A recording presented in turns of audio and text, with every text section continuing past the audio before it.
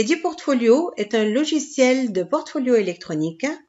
Pour y accéder, il suffit de taper l'URL https://ediportfolio.org, de taper votre login et mot de passe et puis d'accéder à votre vitrine.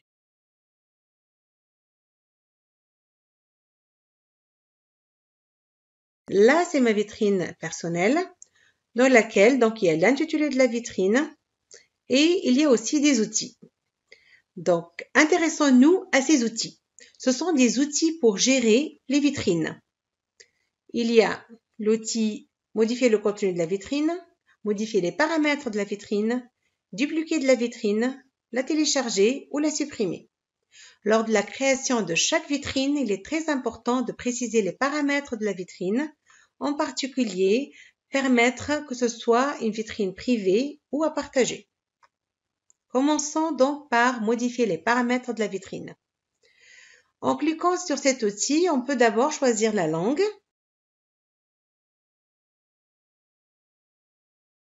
Puis choisir qui peut accéder à cette vitrine. Ça peut être aucun visiteur, donc une vitrine privée, seulement vos collègues, seulement les visiteurs connaissant le code ou contenu protégé de cette vitrine ou n'importe quel visiteur, donc une vitrine publique. Donc nous, on a choisi seulement vos collègues puisque notre portfolio servira comme stratégie d'apprentissage pour la formation des apprenants. Donc, il est très important que ce soit partagé avec les autres apprenants et avec le tuteur.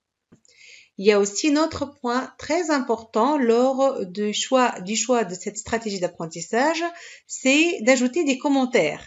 Donc, pour répondre à cette question, qui peut proposer une intervention, donc commenter une section, on a choisi aussi seulement vos collègues. Comme ça, on va permettre aux tuteurs et aux pairs d'ajouter des commentaires et finalement de communiquer les uns avec les autres. Et ceci est un élément très important dans ce choix de stratégie pédagogique comme portfolio.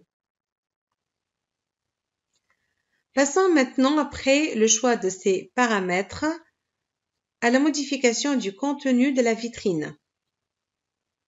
Donc là, c'est la vitrine qui existe déjà. On a une section qui est nommée Produit 1, dans laquelle il y a des documents. Et en cliquant donc sur le premier outil, modifier les paramètres, on voit bien l'onglet structure qui apparaît. Et l'onglet structure, comme c'est marqué, vous permet de modifier, ajouter, supprimer ou réorganiser différents éléments de votre vitrine. Les sections, les collègues, les nouvelles, le plan, le menu, etc. Dans la partie inférieure de cet écran, on trouve qu'il y a les éléments qu'on peut modifier. Donc, dans cette partie, il y a tous les éléments qu'on peut ajouter ou modifier. Dans l'autre partie, il y a les éléments qui existent déjà dans le portfolio. Donc, comme je vous ai dit, il y a déjà une section intitulée Produit 1 qui existe, dans laquelle il y a deux documents, Produits et Réflexion. Cette nomination, c'est pas un hasard. En fait, c'est pour insister sur le fait que le portfolio comme stratégie pédagogique doit contenir 3 éléments qui sont le produit, les réflexions et puis aussi les commentaires qui peuvent être ajoutés par le tuteur et les pairs. Et c'est un paramètre qui est changé dans l'icône paramètres. Donc, comme on a dit, on peut commenter les sections et cet élément commentaire est le troisième élément du contenu du portfolio qui est très important. Donc, voilà, là, on va vous montrer comment on ajoute une nouvelle section. Donc, il suffit de cliquer sur cette icône et de le glisser. Et une fois arrivé à cet emplacement, on va avoir cet écran qui va apparaître intitulé Nouvelle section, créer une nouvelle section et il nous propose d'ajouter un titre. Voilà, donc on a choisi le titre section 2 et aussi on peut décrire la section. Donc notre description, c'est comment créer une nouvelle section. À ce moment-là, on voit apparaître la section 2 parmi le contenu de cette vitrine. Et là, c'est de nouveau une vue d'ensemble de la vitrine. Donc, dans l'intitulé, les outils, la section 2. Voyons maintenant comment ajouter des documents à cette section.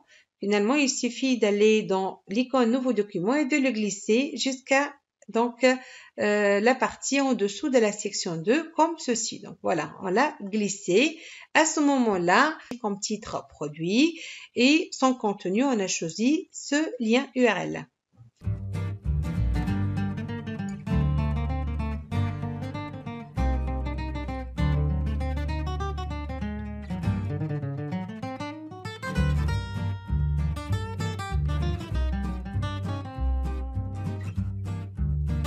On va ajouter un nouveau document, toujours donc en glissant sous la première partie.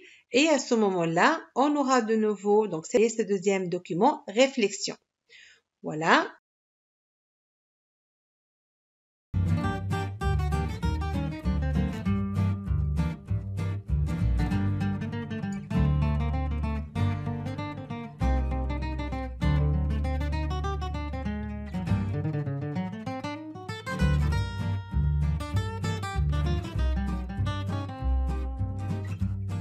On vient de créer une section intitulée section 2, dans laquelle on a créé deux documents.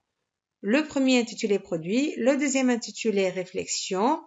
Et donc à ce moment-là, après avoir donc mettre le contenu du produit et puis notre réflexion sur notre propre produit, on peut le partager avec le tuteur et avec les pairs pour pouvoir recevoir leurs commentaires. Et à ce moment-là, on aura bien les trois éléments du contenu du l'e-portfolio, donc qui sont les produits, la réflexion et les commentaires. Donc en conclusion, l'e-portfolio, comme on vient de voir ensemble, permet d'améliorer la gestion du portfolio électronique.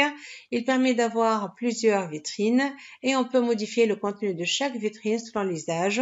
Et ceci nous permettra aussi d'avoir une communication avec les pairs et avec l'éditeur, qui est un élément très important pour pouvoir avancer dans nos réflexions. Merci pour votre écoute.